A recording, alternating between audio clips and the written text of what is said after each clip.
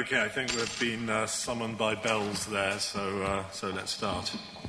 I'm Tony Venables, Professor of Economics at Oxford University, and it's a great pleasure for me to be moderating what is undoubtedly going to be the most interesting and most important session of the next couple of days, I think. So the theme, as you all know, is environmental impacts of international transport. Obviously, you all know the basic background, the issues here, the crucial role of transport in driving globalisation and driving the prosperity of the last half-century. And at the same time, the climate change imperatives. The startling number that someone gave me a couple of weeks ago was that carbon productivity, that is to say CO2 per unit national income, per unit value added, carbon productivity needs to grow at about 7.5% per year, every year, for the next 25 years to get us on a safe path. So we'll obviously be exploring some of the tensions between that number, the carbon imperatives, and the role of transport in globalisation, driving prosperity. What I want this session to achieve, I think, is a couple of things. First, I think it's going to be an information exchange. So we want to hear from experts on the panel about how fast environmental improvements can be made, about the rate of progress, technological and through operations, that we can achieve in bringing down pollution and CO2 emissions from transport. So we've got experts on that who are well able to speak to the technological aspects and contribute to the information exchange part of this session. But I want it to be more than that as well. I really want to get brainstorming on policy options, policy regimes, policy choices that are going to be faced by the sector and by the industries. Clearly the policy options, we know broadly what they are: trading regimes, cap and trade, taxes, levies, alternative policy measures and policy regimes that can be put in place.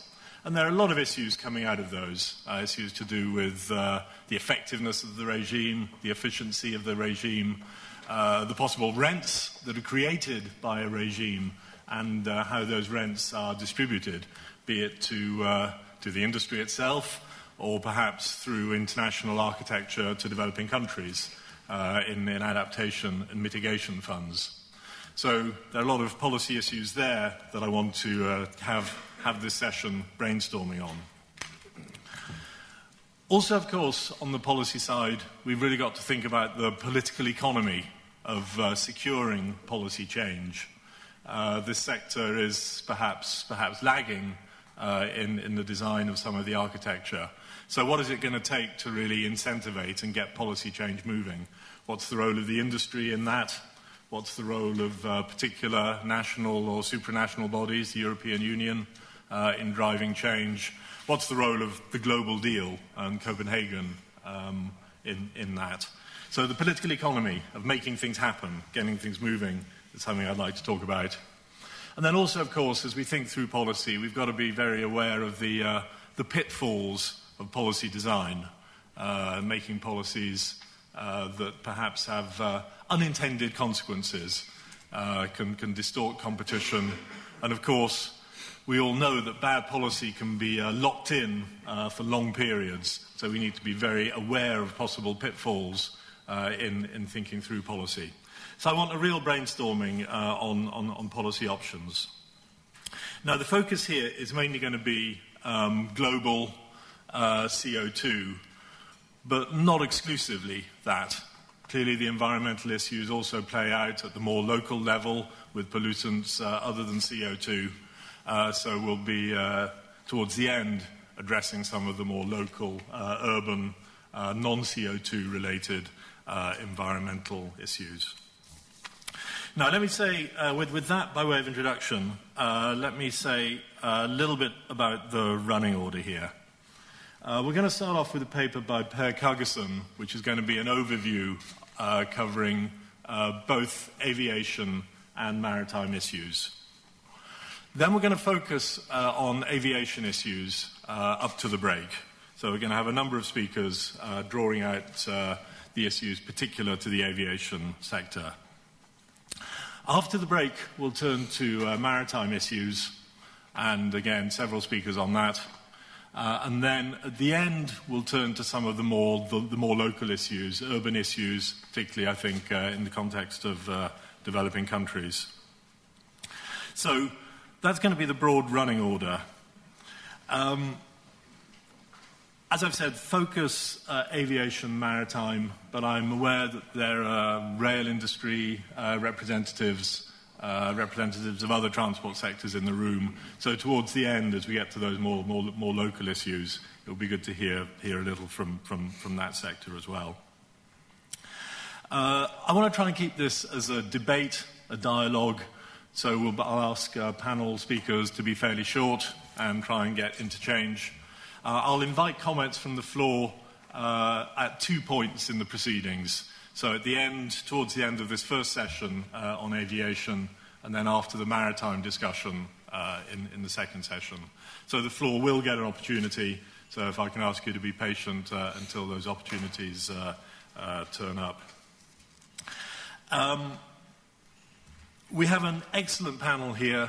I'll briefly introduce people as we go through, as they speak. But I think full biographies of the speakers are on the web. So I'd urge people to look at the web and check out those biographies in more detail. Okay, with that, I think I'd like to turn to our first speaker, Per Kagason, who is Director of Nature Associates, a consultancy firm based in Stockholm, which specializes in cost efficiency of measures and policies to improve environmental performance of transport. And he's going to be speaking for 15 or 20 minutes or so, giving us an overview of issues both in aviation and maritime. Per. Thank you, Mr. Chairman.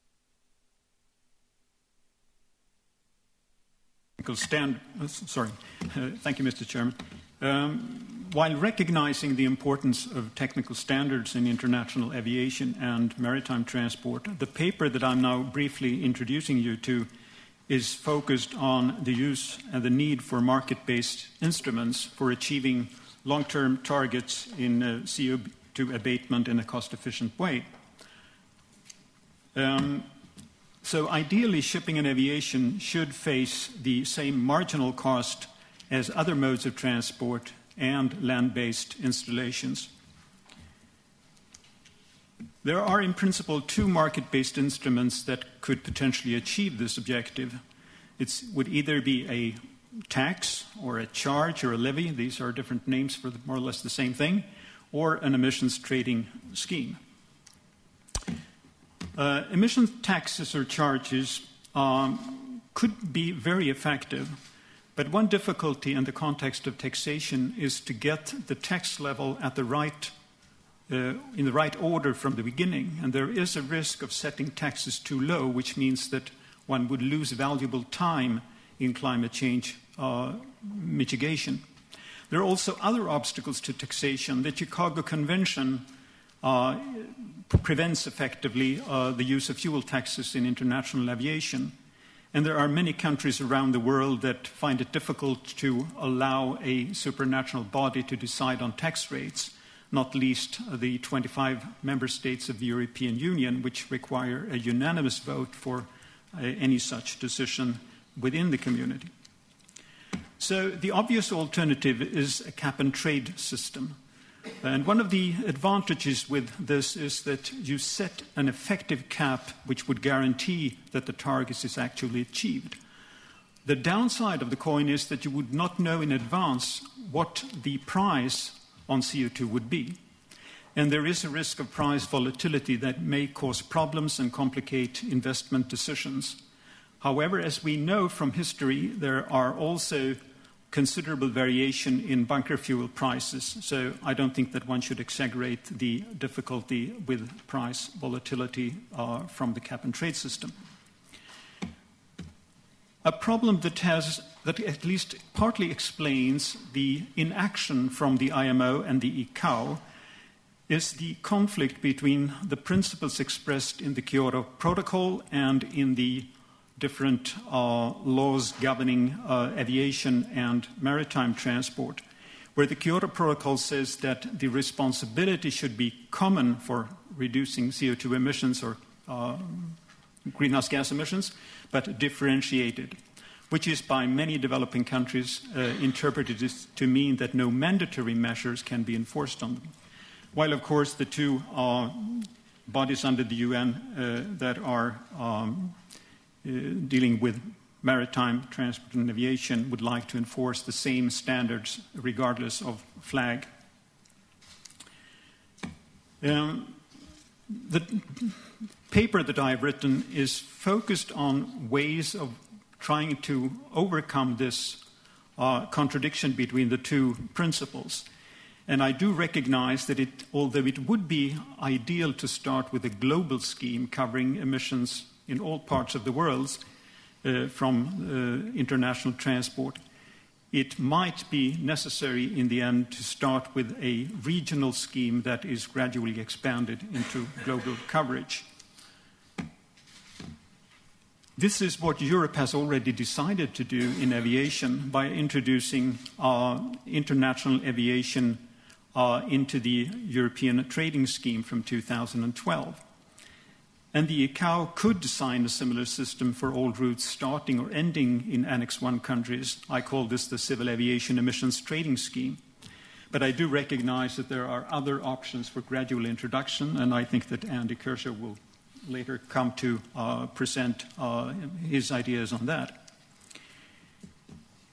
I will spend more time on emissions from the shipping sector because this sector is more complex than the aviation sector. Partly because ships can carry large volumes of fuel that can be used for more than one trip. Some types of ships also use a lot of fuel at berth. So a route-based system would be complicated as it would require ships to split the fuel that they have bunkered on different journeys and also take account in some way or another on fuel used during port stays. But the real objective in shipping as well as in aviation is to target real emissions of CO2 rather than having to use default values.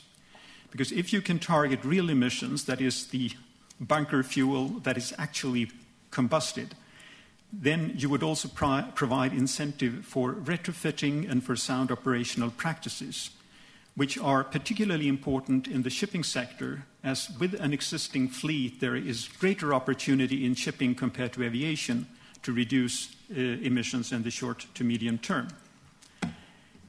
Therefore, we should aim for a time-based system, but so long as coverage in a geographical sense is very limited, it would be difficult. So I think that even if we were to start with a limited geographical scope in order to let it grow into global coverage, it has to be of a certain size in order to accommodate a system based on time rather than on route. So one way would be to start with journeys between all Annex 1 ports, but also between ports in Annex 1 countries and ports in non-Annex 1 countries. I would come back to the non-Annex 1 countries later. The basic elements of such a scheme would be based on IMO ships register and port state control. Basic data are already provided in mandatory bunker delivery notes. Non-complying ships would be denied the right of making voluntary calls at participating ports, and therefore the responsible entity should be the ship itself. Ideally, allowances should be auctioned in order to avoid windfall profits and to make the system transparent and provide a good market liquidity. Given that both aviation and maritime transport are fast-growing industries, we should aim for an open system where the trading systems for the two modes of transport would be linked, for instance, to the current EU ETS, but also to future national or regional cap-and-trade systems in other parts of the world. It should also be possible for the industries to buy, purchase, or allowances from projects in the developing countries, those that are currently called emission credits.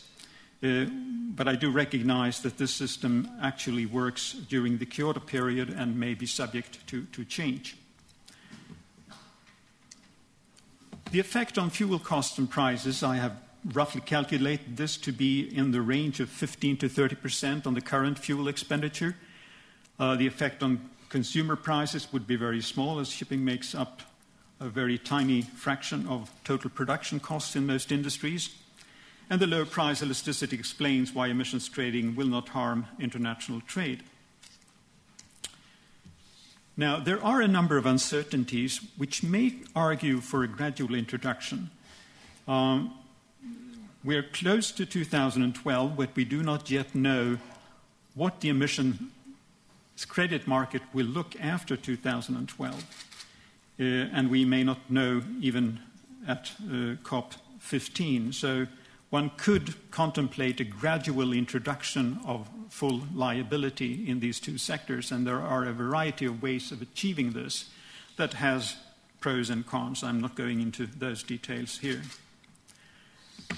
But I'd like to say and stress that the complexity of shipping is such that all ships must be equally treated. The same applies, of course, to aviation, regardless of flag. We can now see that in terms of tonnage, close to 3/4 of global shipping is flagged in non-Annex 1 countries, although most of these ships belong to firms in Annex 1 countries. So equal treatment of all ships is a necessity.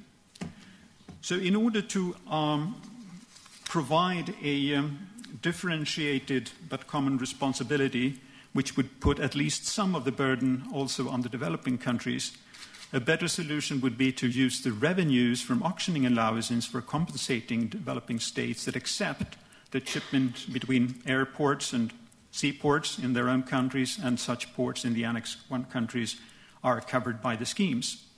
However, journeys between non-Annex 1 countries would be exempt for the time being. And of course, developing nations may also benefit from trade in emission credits. I consider this a fair deal because spending the revenues from auctioning the allowances to international transport is really deciding on money with no obvious owner. This is money that does not belong to any particular nation. And it seems right to spend this revenue, the proceeds from the auctioning, on climate change mitigation and adaptation in the developing countries. The deal would mean full participation of all Annex 1 countries, partial participation, as we've heard, of non-Annex 1 countries, meaning actually that wealthy citizens of those countries would be affected, not poor people, because wealthy people in India and China also fly internationally, and they do import goods which have been produced in other countries. There is need for a gradual extension to world coverage within a period of 10 to 15 years. If the period is extended further, the risk of evasion becomes stronger, because then there would be time to build new hubs, for instance. But if the period is relatively short, you would not invest in new hubs only for a short period of time before traffic goes back to where it used to call. Finally, I would like to share with you some of the calculations on revenues that I made. Of course, the outcome of this depends entirely on global coverage, on where the cap is set, and what you think or expect from the future prices in the carbon market. So this you can recalculate according to your own beliefs if you want to, but based on 2005 levels, 75% coverage of world traffic and a CO2 price relatively high here of 30 euro per ton, the annual gross revenues from the international part, I'm not counting the domestic here, would be in the order of $50 billion US dollars, which is equivalent to a little more than 0.1% of the GDP of the OECD countries. And it can be compared to the current official development assistance to the developing worlds, which is in the order of, well, a little less than 0.3% currently. Then, as a final remark, I would add that there would also be revenues from auctioning allowances to domestic transport. In the case of aviation, Europe has chosen to include both international aviation to and from Europe and domestic aviation. And I think that this makes sense also where maritime transport is concerned. And if other countries of the world would choose the same thing, then the gross revenues would be greater than what is indicated here, although I presume that the finance ministers would like to keep the money that stems from domestic journeys for other purposes. Thank you for your attention. Great, thank you, Per. That's extremely helpful overview and introduction to the issues. Particularly glad to see you paid quite a lot of attention to the question of auctioning or allocating and the sorts of rents, the sums of money that could be generated by an auction system and the alternative uses to which they could be put. As you know, there are various proposals on the table for those funds to feed into some sort of adaptation mitigation deal for developing countries. So this sector perhaps can play an important role in facilitating the global deal, the Copenhagen process more generally.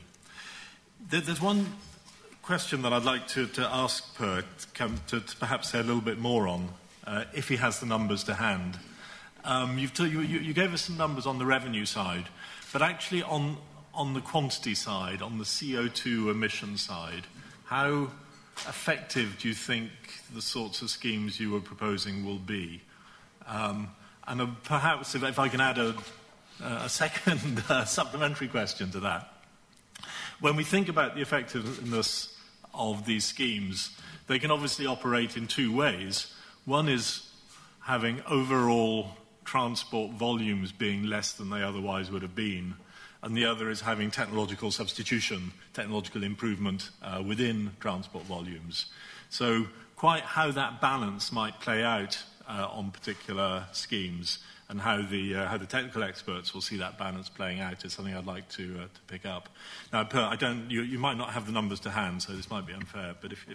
I may not have the exact numbers, but if the cap would be set at the 2005 level, given the fast expansion, in particular of aviation, but also of maritime transport, under business as usual, you could expect much higher emissions already in 2012, 2013.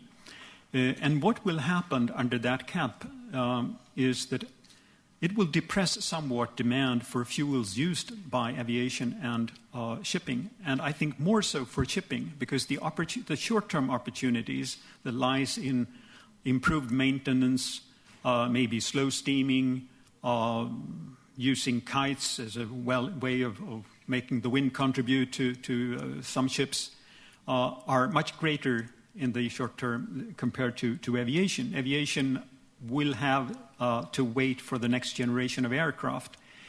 So in that case, most of the mitigation will happen in other sectors to which these two schemes would be linked. But of course, they would help to depress worldwide emissions to the same extent, regardless of whether it takes place in the sector of their own or in some other sector of society.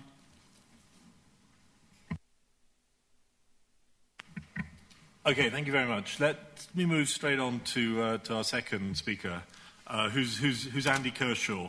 He's manager of environmental policy at British Airways, but he's going to be speaking here to do with the Aviation Global Deal Group and the proposals that they've put forward, the industry response on emissions trading and bringing aviation into an emissions trading scheme.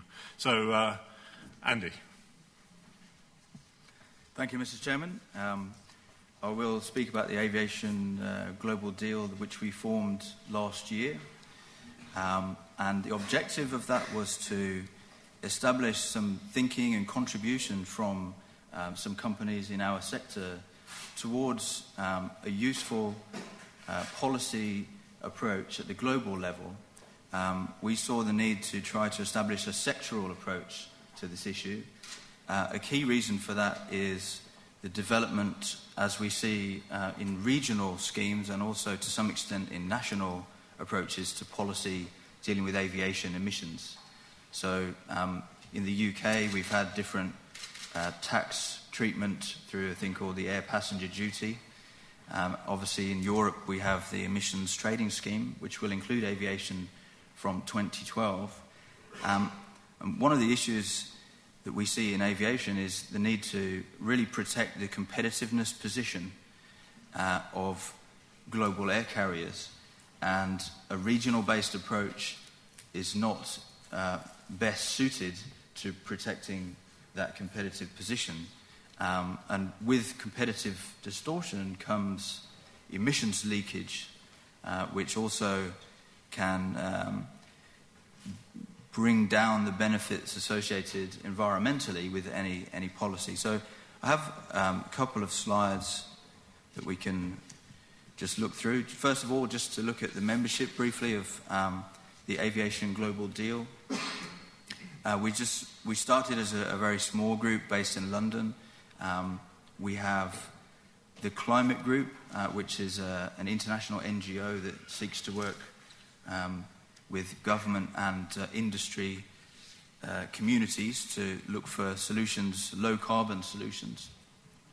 And they certainly help us in bringing together the Aviation Global Deal. And we have the various companies involved, as you can see. I won't list them all, but we recently were joined by Finnair and Qatar Airways, and it's helpful to broaden out that group somewhat. So the approach that we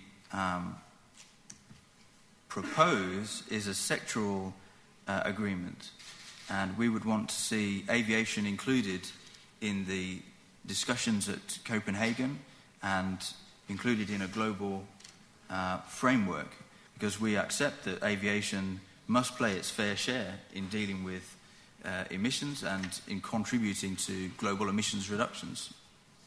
So some principles that we laid out in the Aviation Global Deal up on the screen there clearly needs environmental integrity. The approach should be in line, as I said, with the reductions expected elsewhere in the economy. We said for certain that this should be an approach that covers aviation globally. The key requirement there is to avoid distortions in competition in air transport markets.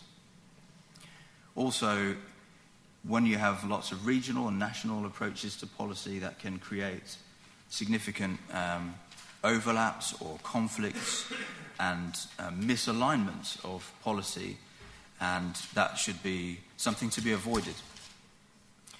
So the competitiveness point, again, airlines should face equal treatment in markets, and in aviation, markets should be considered to be reflecting the origin and the destination of journeys rather than simply the flight stages between two airports, because often in many cases an aviation market is built up of transfer approach. So you transfer having two flights across a hub, and that means that the market is obviously made up of multiple sectors in flight terms. But equally, we recognise the need to reflect the common but differentiated responsibility principle as outlined through the UNFCCC process. The approach should be economically efficient, and this is why we are focusing on a carbon trading approach, a cap and trade approach, rather than something like a tax or a charge, because we see those as far less economically efficient than the trading approach. Just to highlight the issue in terms of what I was saying on origin and destination, just as in a form of an example picture, if you imagine a trip from Kuala Lumpur to Washington, there's no direct flight in this case. But even if there were, typically on such a route you would expect half of the traffic flow to be indirect and perhaps half of it to be direct in such a market. But there is no direct flight here, so to make this journey, you can choose different routings, clearly. You could fly through Tokyo, you could fly through Dubai, you could fly through London, as examples. If we imagine a regulatory regime based in Europe, which covers flights into Europe and out of Europe, but which obviously doesn't cover any other regions, you would see that the costs associated with taking the trip through London are higher than other options. And this obviously creates distortions in air transport markets, and particularly in this market, it results in flows travelling over other hubs rather than European hubs. And essentially the emissions haven't been reduced, they've just leaked elsewhere through other hubs in the world.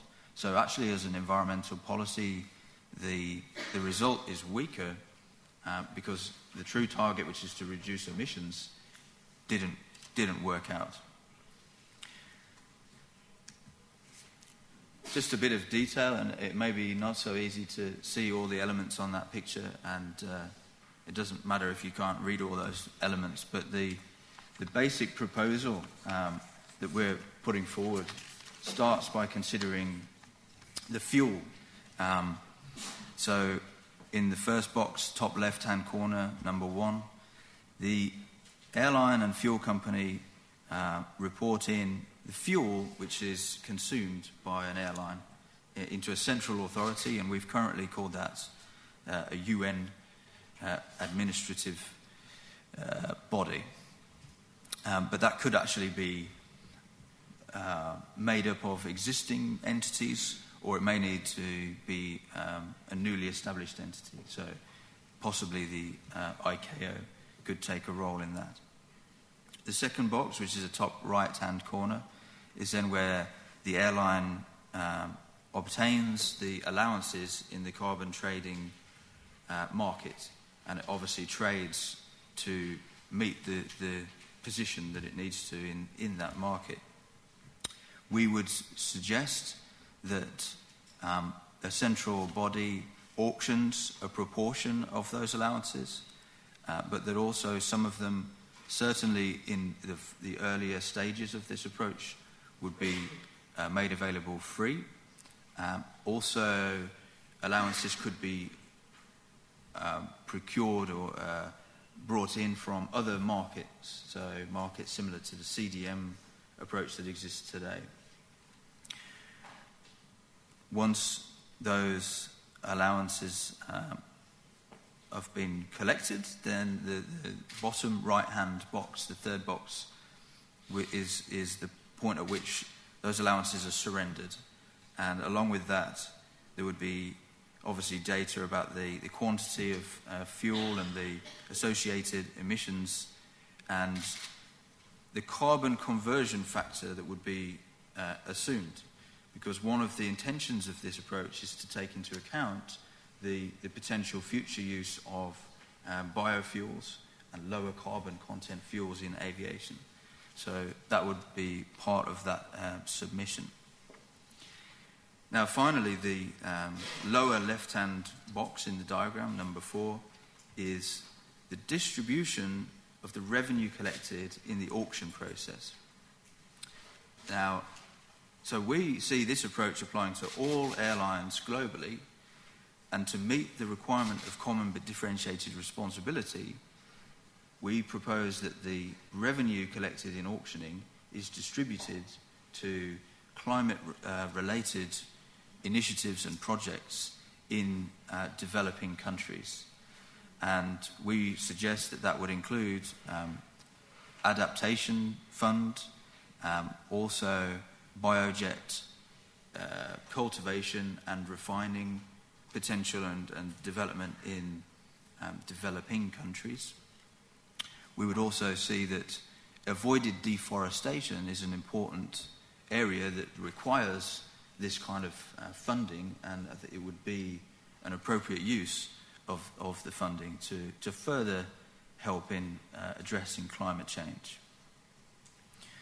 So I think that gives a background to the proposal. I don't want to take too much more of the time, so this is the final slide here. What we're proposing is certainly not a tax. We would consider that to be a blunt instrument and not an economically efficient one. It also goes against some of the current principles outlined in the ICAO. The scheme would certainly need to be an open scheme, which obviously means the allowances can be procured from different markets in carbon trading terms. Based on the carbon content of fuel, that then builds in the possibility to bring in lower carbon fuels to kerosene, if that is possible in the future. Applied equally to all airlines, but addresses the common but differentiated responsibility requirement between countries. And critically for us, avoids market distortion and the associated carbon leakage. So that's an overview of the proposal, and I'd suggest I finish there. Thank you. That was extremely clear and helpful. Once again, I've got a couple of questions, but I suppose let's park them for future discussion. I mean, whenever I see these things, I want to know about, what are the prices and what are the quantities. That's just the economist in me coming out, I guess. But the other question that I think we do want to really come back to is the political economy of which is the best way forward. Industry schemes at a global level, regional schemes in the ETS, how these might link together, and just how to politically get the change moving fairly fast. So I hope we'll be able to pick up the relationship between these schemes and the political economy of the way forward later on. But let me move on to the next speaker, who's Christian Dumas, who's Vice President of Sustainable Development and Eco-Efficiency at Airbus. I think you might be talking about numbers a bit, certainly talking about fuel efficiency potential and the sort of technological improvements that we can hope to see, expect to see in the sector over coming years. So getting some good sense for the numbers, the rate of change, the rate at which these improvements will actually make their way into fleets will be extremely interesting. But Christian. Thank you, Andy. So, okay. I think I had not prepared any special presentation, just a few slides, and I will concentrate on this one, which really represents the challenge for air transport. So this slide is not very visible, I'm afraid, from the room, but what you can see, the pink section, is the forecast growth of aviation until 2050. When I say aviation, I shouldn't say aviation, I should say air transport, because this is societal requirement. This air transport is fully embedded in societal requirements, but we, aviation, have to provide the solution to reduce the corresponding emissions. Now, let's go back a little bit to aviation. And what I'd like to point out is that unlike other sectors, transport sectors, fuel burn has always been key in the design of whichever aircraft. Why? For a simple reason, is that there is no fuel station on our way to final destination, which means that any kilogram of fuel that you need to burn during your trip, you have to have the corresponding volume on board the aircraft. You will have to get to carry the weight of this fuel, which means less payload, which means less range if you don't pay attention. And an aircraft mission is principally designed according to a certain mission, a mix of payload and range. The result is that even so the fuel would be free of charge, and it's not, we would continue paying much attention to fuel burn. Because of that particular reason, we cannot afford having a flight, let's say London-Singapore, that would have to land a little bit before Singapore just because our fuel burn was excessive. So I think this is quite important because this is a peculiarity of aviation that I guess does not exist, at least not to the similar extent in other sectors.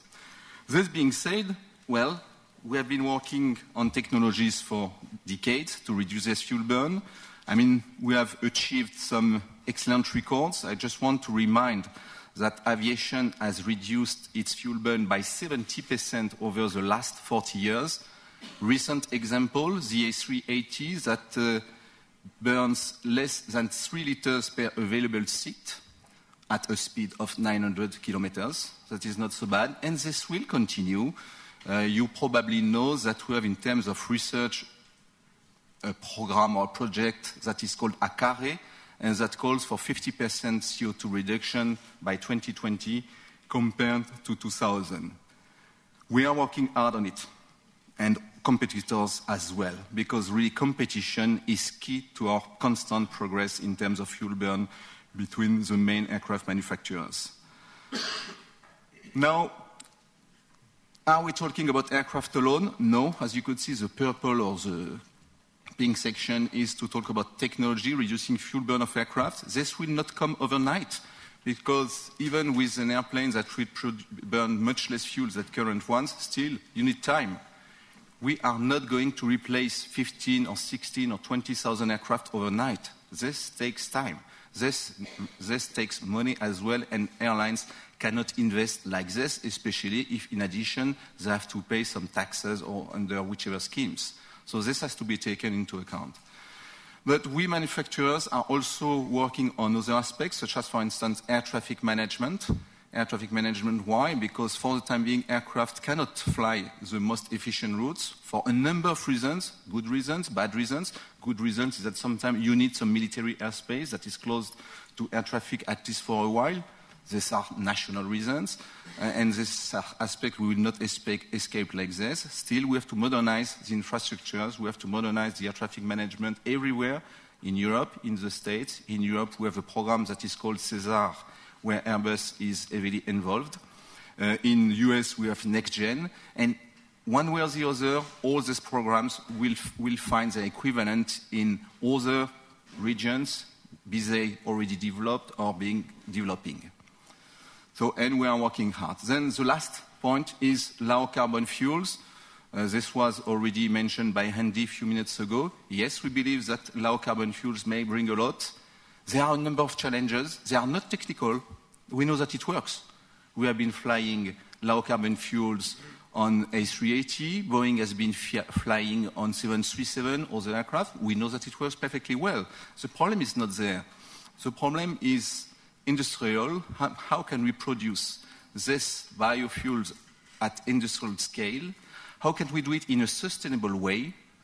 Make sure that it's not going to compete with food or other sustainable aspects.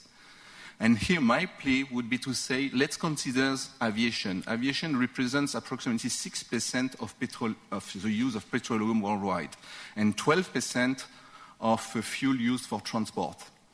And probably aviation should be considered as the sector where some special focus should be given in terms of low carbon fuels. Why? Because, once again, it's a relatively small sector, no risk of non-sustainability. I mean, clearly, the feedstocks we will use will not compete against food or anything like that, because we are only 12% of transport fuels. So let's start with them. Let's make sure that governments implement appropriate policies and, to some extent, help aviation using these biofuels. In addition, I have to insist that we've been looking at technologies how to replace fuels on board the plane. Sorry, maybe we're bad. We haven't found any solution. It's not for tomorrow that we'll take off an aircraft with electricity or cryogenic fuels or things like this. Other transport modes may find replacement solution probably much easier than we aviation can do. So again, my message would be, yes, we need some policies to make sure that some preferred treatment will be reserved for aviation to be able to use this aviation fuels with some kind of priority. Well, this is all I could say at this point in time, and our hopes is that with all these measures we will be able to reduce carbon emissions by 50% by 2050. And I think that's all I would say for the time being. We have some comments on other presentations, using the funds for ETS, for instance. If I may comment now, so Andy, I heard your presentation. Pierre, you mentioned that the funds coming from auctions should be used for adaptation in developing countries, but also mitigation. I would insist that I accept that aviation is mostly developed for the time being in so-called developed countries like US or Europe, but still they are being bought and used and flown by developing countries as well. And I think if we can get more R&D funds to accelerate a little bit the process, it will greatly help as well. If we can have some public funds coming from these auctions to modernize air traffic management infrastructure, airport infrastructure, it will help resolving congestion, it will help having more efficient systems that ultimately will save lots of fuel burn and CO2. Thank you. Great, thank you. Could I ask one sort of quick follow-up on that? I mean, I know you have an engineering background, which I certainly don't. I mean, is there diminishing returns to technical innovation here? I mean, sorry? Is there diminishing returns? I mean, is the rate of technological innovation going to slow down? No. And, you know, related to that, what will it take to incentivate it to really keep it going? I mean, I would say, as I try and explain, we have some internal incentives. When we produce a new plane, this new plane has to be better than its predecessor by at least 15-20%. If not, this is not only worth spending 10 billion euros developing this new plane. So, which means that we always have to work on innovation. This being said, we have cycles in aviation. I mean, an aircraft has to stay in flight during approximately 30 years for economical reasons, which means that we aircraft manufacturers more or less have, I mean, times between two similar models of approximately 20 years.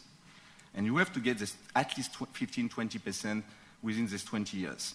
And obviously, we have to do much better than this. I mean, when we talk about a carry, we are talking about some 40-50% better in the time frame of approximately 25 years. So, but of course, if we get incentives, if we get support, it will be even faster, because it's not only Airbus that develops new technologies. We are an integrator of technologies, but all this laboratory research laboratories, all this SMEs, all this technological network, this is the ones that needs to be supported and helped to develop these technologies that in the end we will just integrate on board our planes. I hope it answers your question. Yeah, I've got some supplementaries. Maybe this is probably not the time to take them, but very interesting. Thank you. Okay, we'd better move on to the next speaker, who's a purchaser or possibly a leaser of aeroplanes rather than a manufacturer of them. Raphael von Hiraman, who runs TUI Fly. Have I said that correctly? Probably TUI. I'm coming now from TUI Airline Management. Thank you. Good. That's more accurate than what I had here. So it'd be very interesting to hear about your perspective on this as an airline operator. Thank you very much, Mr. Chairman.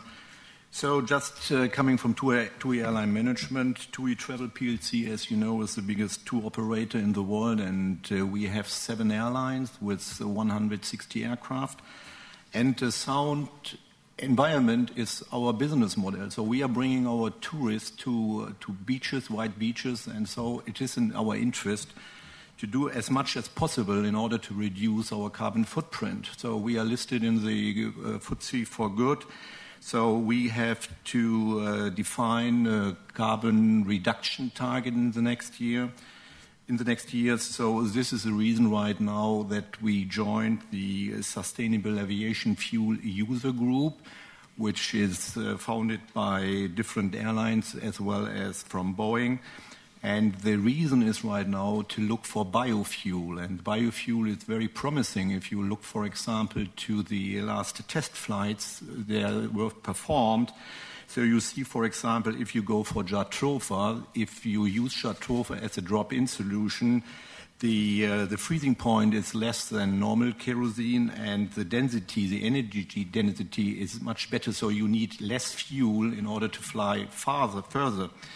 So this is a reason because we would like to do a project in Mozambique, for example, planting 1,500 hectares of jatropha, and this jatropha does not compete with other food stock, and it is not competing with drinking water, so it's just drained by water. And this would give also our corporate social responsibility, saying, okay, we will give 1,200 farmers an existence. So because this is divided in 1,500 hectares and one family will cultivate this. And so this is a promising thing, and we expect to have jatropha ready as certified in 2 or 3 years. And another source of biofuel would be algae. Algae is also very promising. Just to give you an example, if you would have the size of Belgium, and you could use this size just for algae, this would be enough for the whole civil aviation kerosene in the world. So this is something what we are working for, and we take it very serious, even that the CO2 of aviation worldwide is just 2% or is under 2%. Or another figure I know, if we would ground every aircraft in Europe, there were no any civil aviation in Europe, we would just save 0.3% of the worldwide CO2s. So having said that, is that we take it very serious, and we also assume a corporate social responsibility. And this is, in short sentences, what we intend to. Thank you very much. Good, thank you. Can I sort of press you a little bit more, though? I mean, clearly, you're in a part of the aviation business that's been very fast-growing. Do you see that continuing to grow? Do you think that's compatible with climate needs? I mean, are biofuels the complete solution, or do you see the prices that you will have to charge going up substantially and demand being choked off? Different issues. I think, first of all, transportation also is important to reach one of the UN Millennium Goals, no poverty at the end of the world.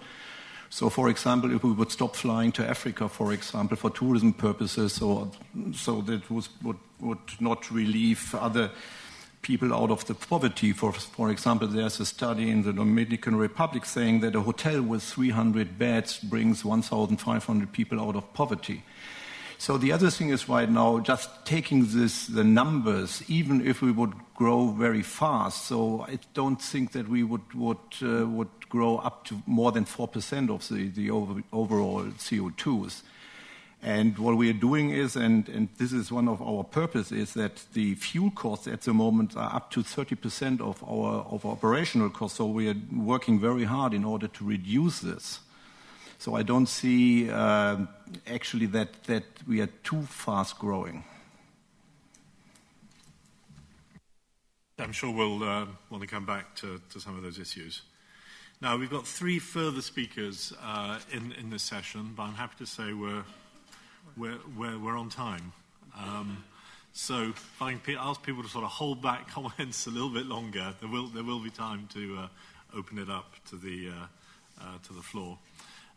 So the next speaker is Callum Thomas from Manchester Metropolitan University. Where are you? Sorry, you had that. So Callum, if you want to come in with some sort of comments and remarks both on your own work and on what you've heard so far. Yes. Over the last 50 years, and particularly over the last 25 years, the growth of air transport has transformed society, has transformed, this is speaking from a European affluent nation perspective. It's changed the patterns of trade, it's changed the patterns of migration, it's created, one would argue, the multicultural societies in many parts of the world that we live in. And it's been very important in the development of tourism, which has got significant implications for parts of the economy, not just at the end of the world, but the whole of the Mediterranean region within Europe. And finally, it is likely that aviation is going to play an important role in the development and the integration of large countries or groups of countries like the European Union, China, India, Brazil, Russia, in the short to medium term will be driven by aviation growth and development. And so in this context, the current downturn in the economic situation that we faced belies that in the background there is ongoing pressure for aviation growth, if only because current patterns of economic development are focused very significantly on having air transport involvement. And so, while from one perspective, the growth, the social and economic benefits of air travel, of freedom of mobility across the globe, are significant.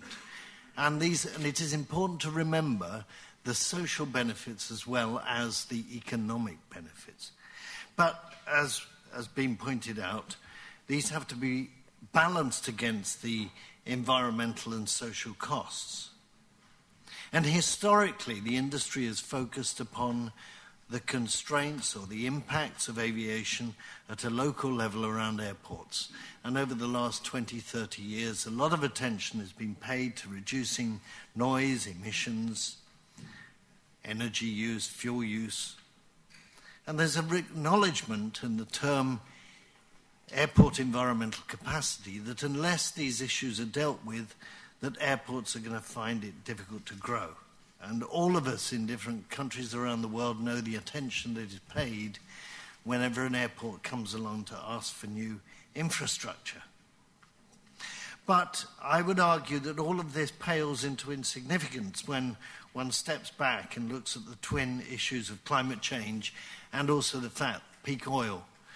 And these are going to determine not just the future growth of the aviation industry over the next 50 years, but indeed the future nature of the global society and economy in which we live. And it's true that aviation emissions are I nearly said, because I worked in aviation for many years, only 2 to 3%, so take the word only out. Aviation emissions are 2 to 3% of CO2. But the problem is that this percentage is growing at a time when governments want every sector to reduce their emissions, not for a political whim, but with the objective of preventing dangerous climate change. And logically, therefore, NGOs argue that we can't afford to have aviation continue to grow or aviation emissions growing at a time where we're worried about having dangerous climate change, and therefore constraints should be imposed upon it, either fiscal as been described or by refusing planning approval for new airport developments. And these arguments have been put forward, a good case in point, around Heathrow's proposals for a third runway. The problem that governments face is that it takes many years to develop new infrastructure for airports. It can take up to 10 years. And at the present time, governments are trying to decide the future world in which we're going to be living in.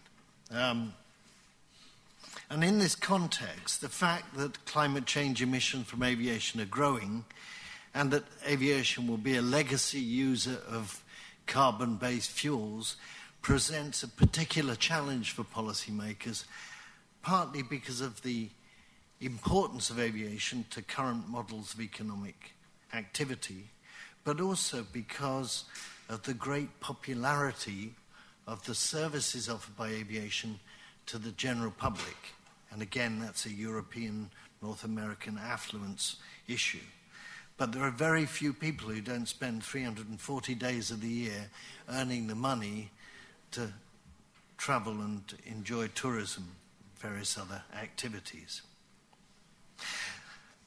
In the short to medium term, it seems clear that improving technologies and operational practices, as has been shown, will not keep pace with aviation growth.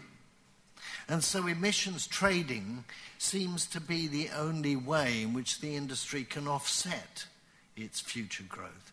But this is unsustainable in the longer term, and this is one of the reasons why we need to look for carbon-free flight.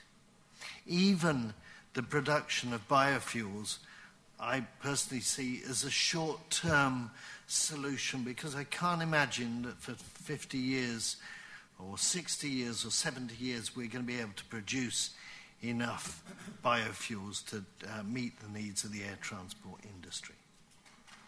But climate change is only one reason for dealing with this issue, because, put crudely, because of peak oil, in theory, one's going to turn up in 50 years' time to refuel the aircraft and nothing will come out of the fueling can except biofuels. And then will there be enough?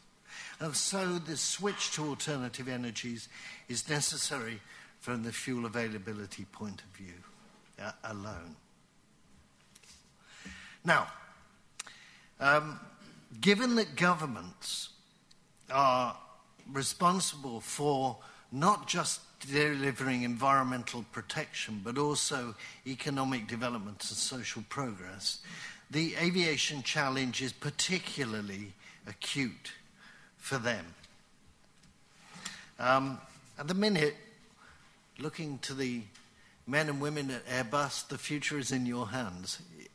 In your ability to deliver new technologies is critical to the kind of future that we're going to live in. For governments, they need to consider what role aviation plays today in the economy and what role will it play in the future economy.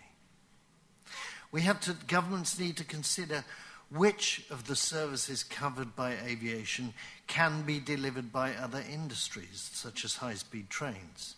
And speaking from somebody who lives in the northwest of England, it would take half of my holiday to get to the Mediterranean if I had to go by train. So there are challenges there. And there is another question which relates to airport capacity. And that is whether limiting the growth in aviation will actually, in airport capacity, will deliver the climate change reductions that governments need, or whether these ultimately will be delivered by technology, operations, and business practices. So, governments have got to plan for a world in which technology delivers step changes and a solution to the climate and the peak oil challenge. But governments also have to be aware that this may not arrive, because at the minute nobody is guaranteeing carbon-free flight. So governments have to therefore have their eyes open to the fact that we may live in a carbon-constrained world in which aviation or air transport plays a very different role and patterns of tourism and trade dramatically change. Now, it's been mentioned that the industry is investing vast amounts of money in new technology. Governments are investing vast amounts of money in new technology. R&D is going on into new technologies designed to reduce emissions. Taxes, the air passenger duty, as has been mentioned earlier, is also related to fuel consumption and emissions. The emissions trading scheme will have significant amounts of finance tied up with it. And finally, users of air transport are being actively encouraged to pay for offsets. So there's an awful lot of money flowing around the system. So to close, really, the question is, all this money, all this funding probably needs to go into technological development. Otherwise, we won't have an air transport industry in 50 years to support the global society and economy that most of us, or all of us, aspire to living in. Great, thanks a lot, Callum. Let me move right on to our next speaker, Jasper Faber, who works for CE Delft, done a lot of work on the ETS, I believe. So, Jasper. Thank you very much. I don't have a presentation as such, but would like to react to the previous presentations mentioned. And I would like to start with a reaction to the excellent presentation by Christian Dumas, even though it was only one slide. I think it covered the issue quite well. It had a very much an engineering focus to it, and I would like to add some economics to it. Because yes, the aviation sector has done incredibly well over the last 40 years in increasing the efficiency of aircraft. The figure of 70% is often cited, and although you can argue whether it's 30 or 70 or 40, there has been an incredible improvement in efficiency. What we've seen at the same time, although, is that many of the gains that this efficiency improvement delivered in monetary terms have been passed on to the consumers. So if you would show the slide with the efficiency improvement and next to it the slide with costs or ticket prices per revenue ton kilometer, you would see almost the same graph. This in turn has resulted in a much increase in demand for aviation.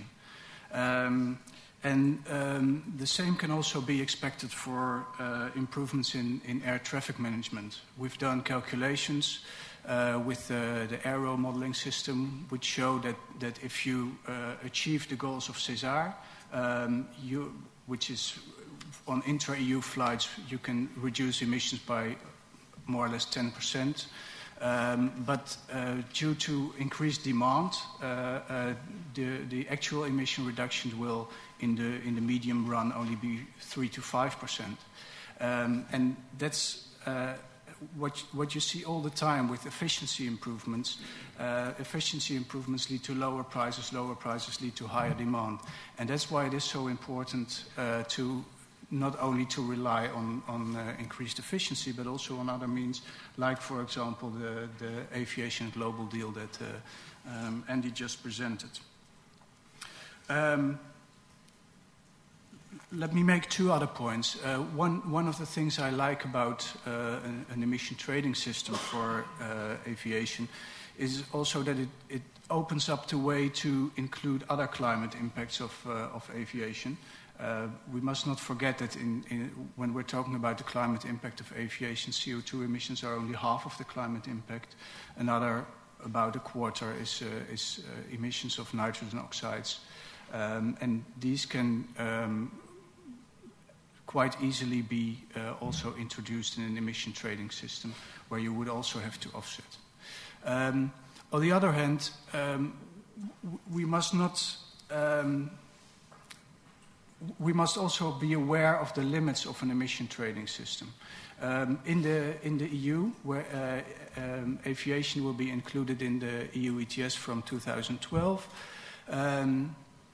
and we've recently done projections what this would mean for the other ETS sectors. And although up to 2020 the extra demand for allowances from other sectors seems to be manageable in the order of 5% or so, when you project this further into the future, aviation could demand as much as 15 to 20% of emissions from other sectors by 2030 to 2035.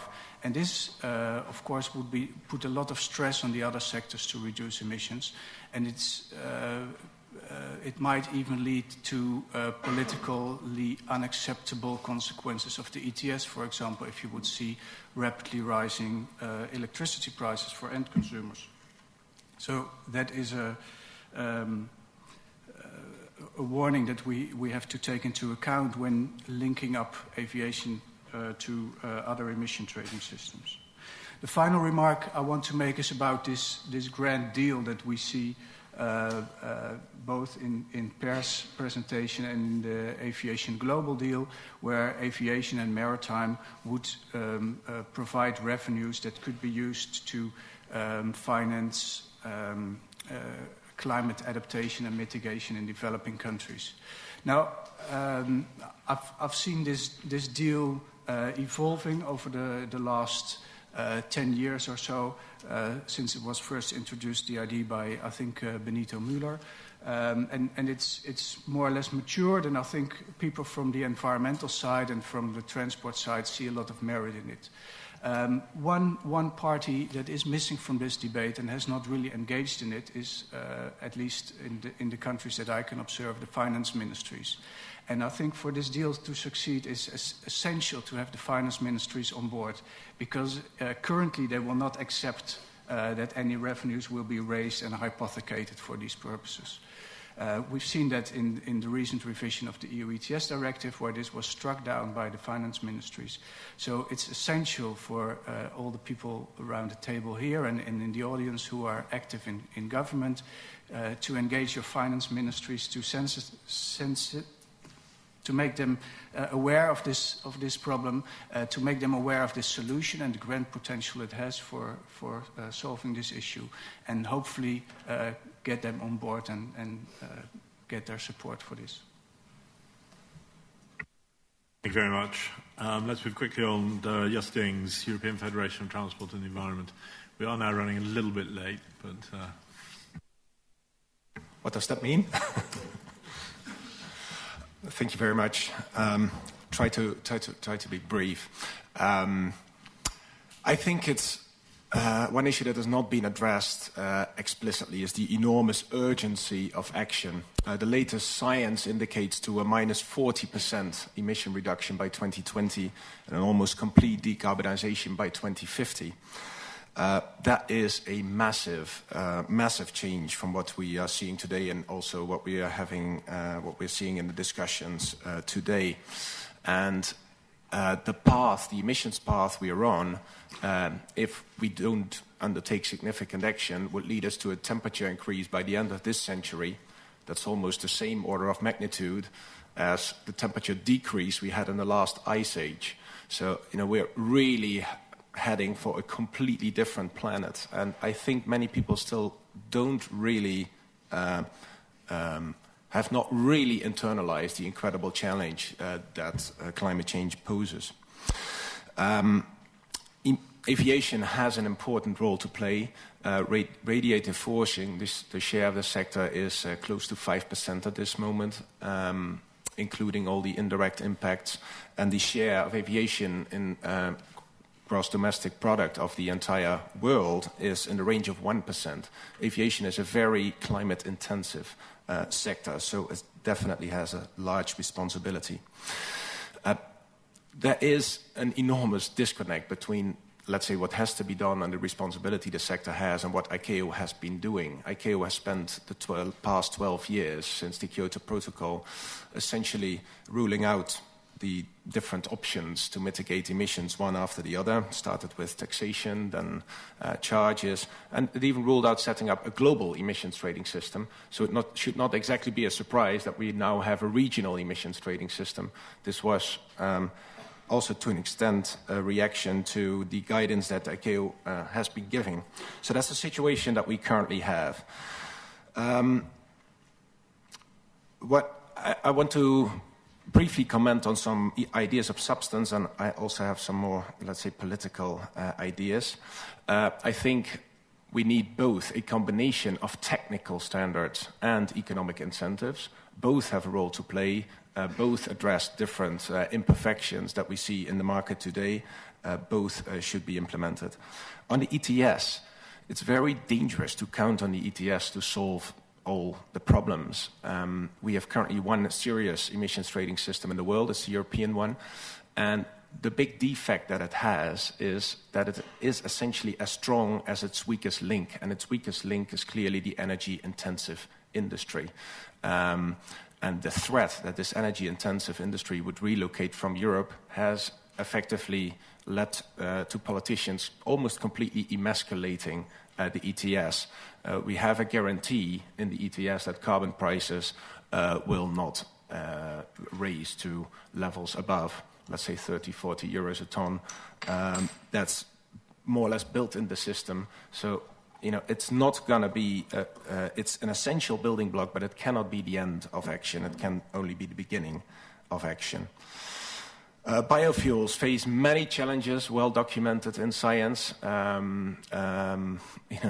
There's a lot of talk about marginal land, but if you plant biofuels on marginal land, your yield is also going to be marginal. So, the land use issue in association to biofuels is the critical challenge. It's also not something to count on entirely. What we see in aviation and in shipping is that the issue of speed is extremely critical. The design speed of aircraft currently is 0.85 Mach approximately. I think you're looking at very, very, very different reduction potentials if you design an aircraft for 0.8 or 0.75. This is what happened in the past. We flew slower, and aircraft in the past, these propellers, were essentially as good as those that we have today. They just were slower. So we need to bring that into the equation. Maybe technical standards can bring that further.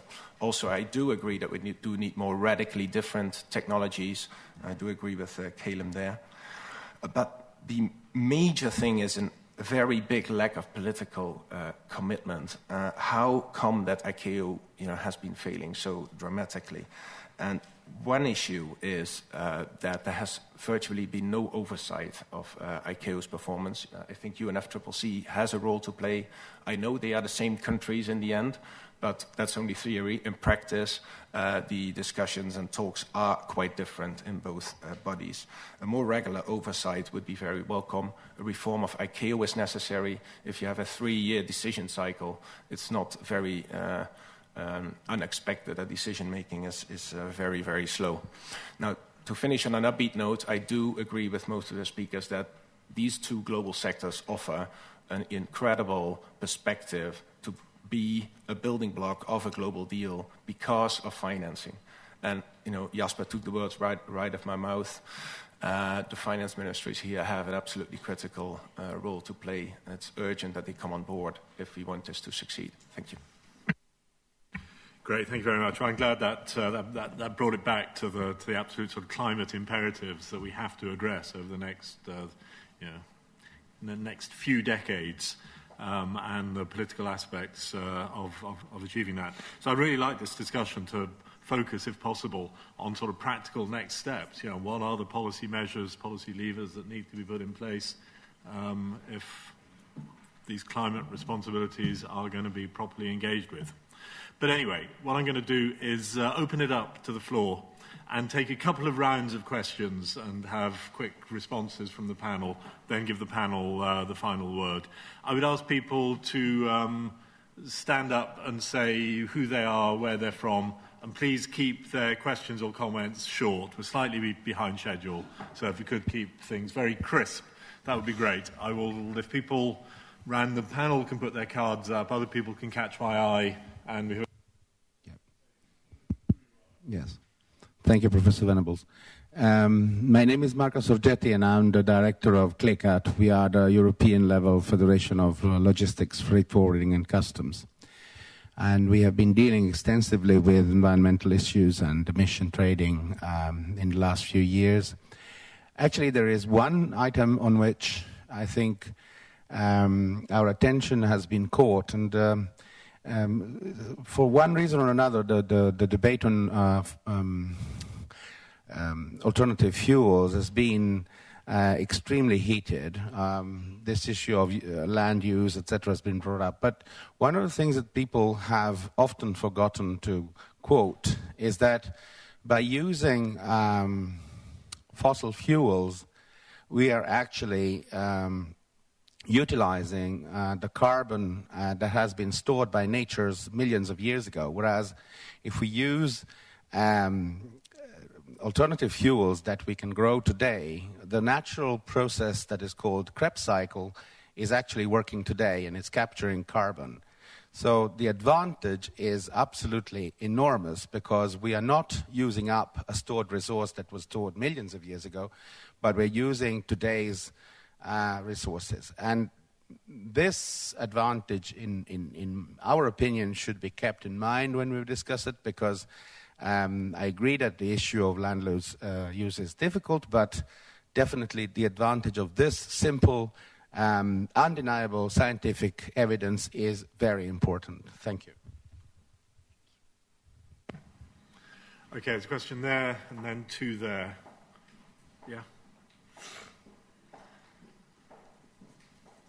And obviously, if you want a question directed to a particular member of the panel, direct it. Good morning. My name is Vanya Ivanova. I work at the European Commission, Director General for Energy and Transport. And I have been seeing a lot of efforts done by the aviation sector to improve technology, but also behavior changes of people, of passengers, because I think that one of the issues which we didn't put here, how we will change people's behavior, because we have energy efficiency measures. We have all measures the aviation will propose is nothing without the human factor and the capital we use. People travel without any education, and I think that it is very, very big problem if people will only consume. We don't focus on mobility as such and very simple services, but what we consume on the planes. And I would like to ask you why we should consume coffee, which is heated all the time, or tea for when we travel so distances, and why we don't consume, let's say, normal drinks, And the second thing is, how do you think about educating campaigns by aviation for environmental technology? Okay, thank you. I think there were a few right there. Yeah, in whatever order. Yes, hello. I'm Dominic Purvis from Cathay Pacific. We're also a founder member of the Aviation Global Deal Group along with BA. I just wanted to address a comment to Per, which is along the lines of what happens to the when you start thinking a little bit further down the line, when you start thinking about addressing CBDR through the funds raised from any scheme or through a rebate. The reason we've gone with the approach of taking a everybody pays principle and that the rents are then used for disbursement for mitigation and other projects is because if you don't take that approach, you bring in inequalities and inefficiencies into the system, which will then undermine it. And I just want to give a couple of examples of how this would work in the aviation industry, because our customers, because very often they're individuals paying their own way, are very creative at finding ways around systems and around, in particular, in how they reduce the costs that they would bear. So, for example, if you give an airline a rebate, let's say in a non-Annex 1 to non-Annex 1 market, as you discussed before, that airline will not simply package that money up and hand it over to the government. It will use it to compete further. It will compete that away. Secondly, obviously, a lot of the airlines are not state-owned. They are private and possibly foreign-owned as well. So that means that likelihood of the money being handed over is reduced even further. The third point is the customers who actually fly. If you look at the individual passenger perspective, the customers should not necessarily be considered to be citizens of that host nation. In Cathay Pacific's case, more than 50% of our passengers do not come from Hong Kong and are not necessarily going to Hong Kong. They simply use Hong Kong as a transit point. Giving them a rebate does not necessarily address a non-Annex 1 country's CBDR requirements. And then one final point is that assuming that non-Annex 1 airlines are necessarily deserving of some sort of handout would certainly not support competitiveness between airlines, competition between airlines. All I have to do is to point out that Cathay Pacific, Singapore Airlines, Emirates, Qatar, etc., are all based in non-Annex 1 countries, and you can see that the idea of trying to address CBDR through the airlines involved is fraught with difficulties. And that's why the AGD group has gone with this everybody pays and then you disperse approach. I'm going to take a couple of rounds of questions, so if we could pause there, you'll be first to the next round. I mean, I'd like to probe a little bit further. So we have the AGD proposals, we've obviously got the ETS, we've got the global deal, whatever may or may not come out of Copenhagen. How do we see these things fitting together? I mean, how does AGD regard itself as interacting with the ETS? Is the ETS going to go, well, and how does that grow out into a more global deal? So just, I mean, Andy, have you? Sure. I mean, we're proposing something that we would want to see taken forward at the Copenhagen discussions. We would want to see aviation included in that process. We would want to see this replacing any regional approaches to international aviation. So I think in terms of the European ETS, we would certainly want to see that this doesn't become a further set of layering of regulations. This would actually replace the ETS as applied to aviation.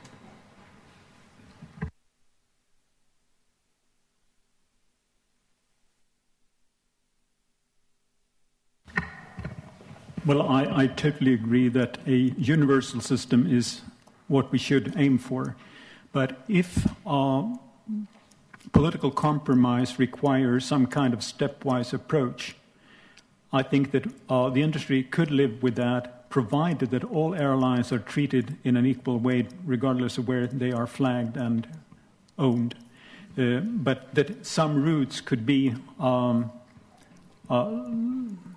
left for later inclusion in the system. But I do envisage that time should not be particularly long, because that would cause aviation to grow. I haven't studied this in detail in the aviation sector. I have done some work on maritime transport, where I believe that the aviation problem could be handled, provided that transitionary period is not too long. But I guess we will come back to that later after the break. Would it be an idea to ease the transition process, to say, okay, we could exempt certain routes between the poorest countries in the world? Typically poor countries, there's not a lot of traffic from poor to poor countries. That's why they are poor. No, it's the other way around. It's because they are poor. So I think that if you look at the numbers, that you can, with a relatively limited volume of emissions exemptions, you can still address a big amount of routes. So if you say, like, we want the system to cover 95% or so, which sounds like an awful lot, then you still exempt many routes between many countries, but that you put an environmental criterion on the exemption, that the number of emissions basically not included doesn't exceed a certain de minimis kind of threshold, which should more or less comply with the threshold between rich and poor, but that you use that as a kind of criterion. So if you have massive leakage, that 5% of exemption would become 6 or 7, then you would have to reconsider on which routes to include. Very briefly, I'm afraid. Although this session is concentrated in aviation and maritime, but talking about emission or certificate trading, we do need more common framework. Otherwise, discussing only aviation, then we'll seek for a very partial optimum. So we need first the competition between airlines, airways, or roads, and that will further influence on the competition between airplane industries and rolling stock industries, car industries. In Japan, we introduced 2001 or 2 new car registration tax scheme, depending upon the emission efficiency by car. That encouraged, that made consumers' behavior, you told, very much. Consumers tend to replace the cars very rapidly than we have expected. What happened was automobile industry's behavior changed in such a way, from upstream or from downstream to the upstream, such kind of interactions are very necessary. And also, we need combined transport, integrated transport. For that, we should think over. Okay, thank you. I do think the attitude change thing is an important point. We economists tend to underestimate attitude change and think it's all the price mechanism, but who would have thought, 20 years ago, who would have thought smoking bans would be popular? Attitude change can really jump up and hit you. Be a very interesting question. Anyway, I want to take at least one more round. Well, probably one. So, yeah, if people can... the lady at the back in black and white. Then there are 2 or 3 there, 2 gentlemen, then a lady there. Is it on? Nobody from that side. Yes, hello. My name is Regina Asariotis. I work for the United Nations Conference on Trade and Development, where I'm responsible for policy and legislation in transportation.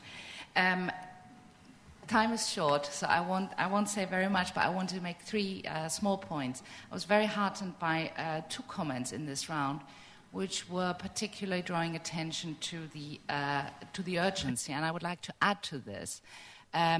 We had an expert meeting on climate change and maritime transport, and I personally, and I think all participants at that meeting, was very stirred by the predictions by the IEA that the two manageable climate scenarios on which they're working, people here may be familiar with that, 450 parts per million or 550 parts per million, which is supposed to keep temperature increases in a manageable range, they confirmed to us that this can only be achieved if very important investment decisions, locking in relevant technology, are taken within the next 18 to 24 months. Now, that is an extremely tight time frame, and the urgency, of course, is compounded by what the gentleman said, peak oil, the outlook of energy shortages in the future, and also the threat of potentially irreversible and very dangerous climate change. What is clearly lacking so far is political will, and I would think the industry as well has to think that this is not the whole question of now reaching an agreement on reducing emissions. It's not like normally is the case in negotiations. You're trying to get away with as much as you can, but to really put themselves wholeheartedly behind this, because in the long term, the impacts are going to be felt by all, in the transport industry included. Thank you. Great, thanks. We've got about 7 or 8 minutes before the break. So, yeah, two gentlemen there. Yeah. Thank you. I'm David Marsh from Eurocontrol, the European Air Traffic Control Organisation. I want to make a comment which actually doesn't refer to Europe at all, and I support the idea of excluding certain small routes if that's the way to get this urgent action that everybody is now talking about. But I draw your attention to the fact that it's often the small routes that are actually adding the traffic, that actually do the growing. So when you exclude those routes, you need to do it in a way that they're not excluded for all future periods. If you look at the growth now, Europe is not growing, the US is not growing, RPKs in China are growing still in double figures. Yeah, gentleman at the front, and then a lady over there. Taeum, University of British Columbia. My question is to Andy Kircher, that I can see European airlines worried about 2012. I think that the issue of ETS in aviation sector. So your proposal looks fine to me. However, what is the likelihood the other carriers, like North American carriers, will sign up for this? That's one question, a practical question. Second, should it be this sort of proposal should come from something like more international bodies like ICAO or United Nations, rather than from this, the small segment of airline industry? That's what credibility questions. And there are third related question is that even if you do this origin-destination-based system, there are many ways that the airlines can cheat. As you know, the Sixth Freedom traffic is hard to identify, for example. Okay, that's what the practical question that I like to raise. Thank you. From the International Transport Workers Federation. My question is, in moving towards a future global mechanism, what role is there for transport industry employees and indeed for the social partners in this future mechanism, both because of the impact on jobs that is likely, and secondly, because unions are potential partners in achieving attitude change? Thank you. Okay, one last one before the break, and then we'll... Martin Niemeyer, University of Applied Sciences. I would like to ask Raphael von Herman, why are you not joining BA in this global group and go for a cap and trade system? Thank you.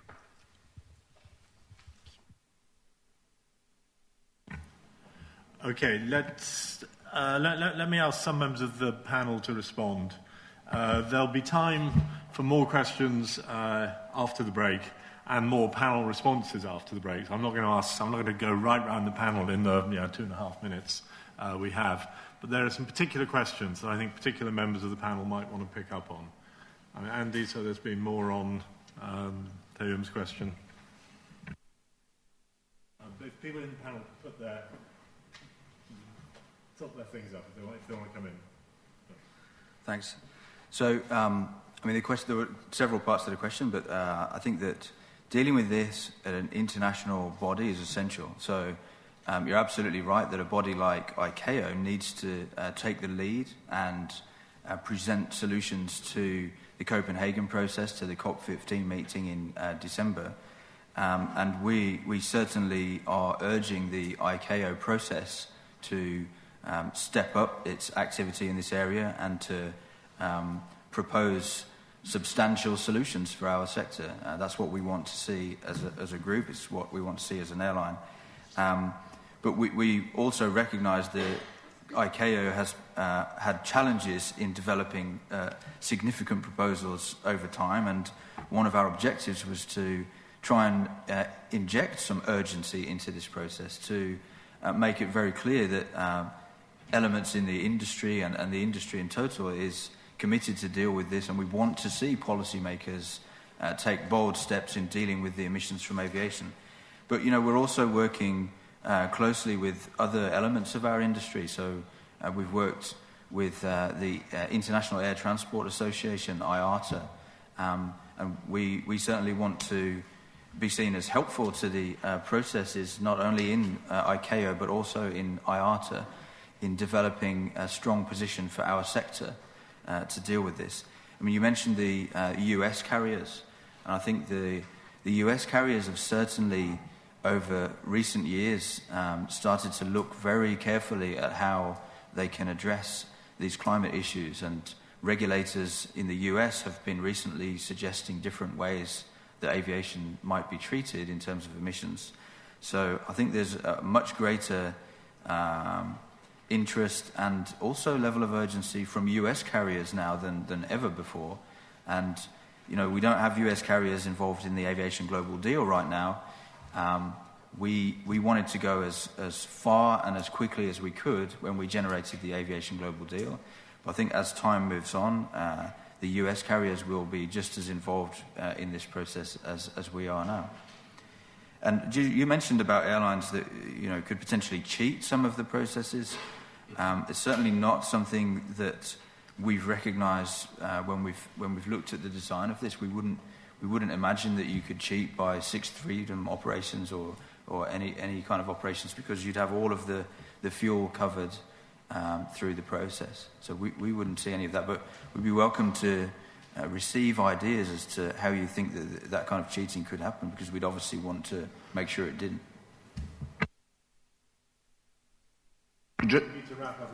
Just one point, to say, US airlines are really considering now the ETS, and through ICAO, for instance, there is a meeting tomorrow when they will also present some schemes that consider your proposal, the AEA proposal as well, and this is really progressing.